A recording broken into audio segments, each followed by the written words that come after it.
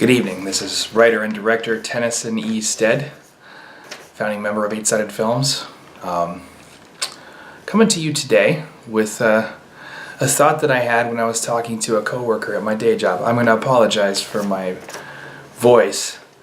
There's a sinus infection, a pretty gnarly one, working its way through the community in Los Angeles, and I took my turn with it over the last couple of weeks. So if I've sounded congested, it turns out I had a sinus infection. Sometimes it's hard for me to know when I'm getting sick because, frankly, with the brain injury, I already have all the symptoms except the, the wet ones, which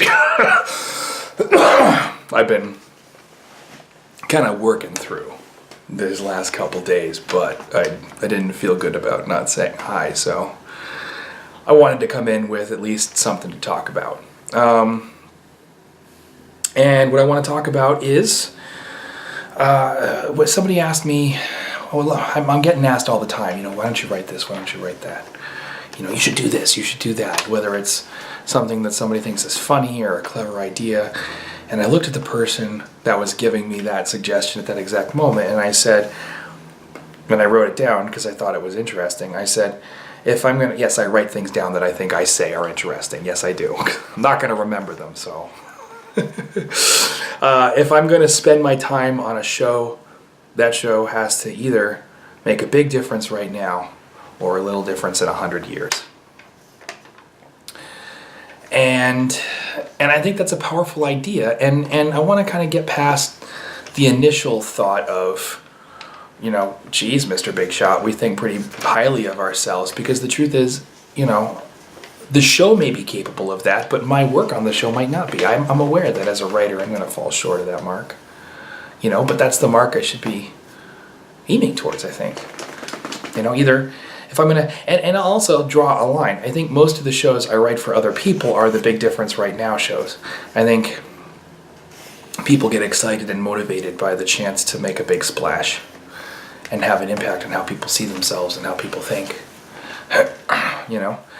And a lot of the time when people get excited about an idea, it's because that idea is timely in some way. So, like the David Allen Rifkin movie that I'm writing right now obviously dovetails very handily with all the sexual allegations in Hollywood and the fact that Hollywood is coming to terms on at least some levels with its inherent unsustainability and the fact that we're not taking care of our community. So it's easy to get people motivated and excited to tell a story about that. It's easy to, there's other projects going on which I can't talk about, which are also very timely. Shoot, even Smash Girl with America Young. It's punk and it's fun, and I think the people that watch it are going to have a transformative experience in the moment. I think that it's going to change what they want from movies, if not how they see movies. And that's exciting. That's a big impact. The stuff that I'm most excited to direct is the change a little bit in 100 years stuff, where we really put the grind on the fundamentals, and we dig as deep as we can into our specificity, and we impart an audience with a sense of what human beings are actually capable of, and what, for better or for worse, but the depths of and the range of what an individual and what people in general can do with the tools that we're born with and with the practice that we undertake. Both in terms of the performances themselves, both in terms of making people go, oh my God, I didn't know actors could do that. I didn't know actors could make me feel this way, could present that much of a person in their work. And also,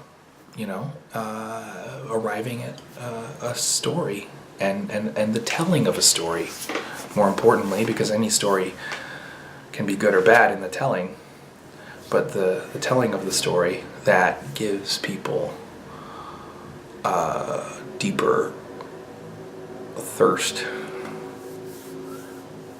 for humanity, for specificity, and for challenge in their lives, for the things that we like to do at Eight-Sided Films, for delight and challenge and inspiration. So, you know, if that's not the goal, then what am I doing? And so it's actually not, I think, myself that I'm assuming is going to do the amazing things here. I may or I may not. But if I do, I'm assuming the audience is going to meet me there. I'm assuming that people are going to step up to the plate that I've put in front of them and try all the things on it and not stick their nose up at it because it's too specific. I'm assuming that people are going to embrace the challenge and the delight and the inspiration that's been put in front of them. And that is the mistake I think that we make in Hollywood, is not giving the audience that credit. I think that when we undersell the audience's ability to meet us in that place, and we try and short shrift them, we try to give them a lesser product or a lesser experience to have in common with each other, then we have actually not just lowered the bar of culture, but we have reduced the esteem that people have for one another. We've given people less to be excited about in one another, because when they see each other, they don't see people who can or did step up to the experience that we could have provided. They see people who settled for the experience that we did provide. And I just can't be a part of that. I don't believe in it. I think it's not why we're here. I think that if somebody's making movies for people that they don't really love, if your audience is a group of people that you don't think are the best people in the world and that you don't want to watch take this experience out into the world and do something amazing with, used to unite each other and in all the best ways, and to learn about each other in all the hard ways. I don't know why you're making movies. I don't understand why you make media if you're not trying to reach people. You're not trying to be there for them. And so, you know, when someone says, oh yeah, that's wicked funny, you should do this, or, you know, here's an idea of something that's hilarious, and why don't we just have two people, you know, some crazy sex comedy in space, or whatever the person thinks is so great. It's like, man, if you see that people need that to understand each other better and to live with each other better, great, go do it. I don't see it. I don't get it, you know. And if you don't, if this is just something that you think you could do that would be funny, that people would allow you to get away with, then you suck.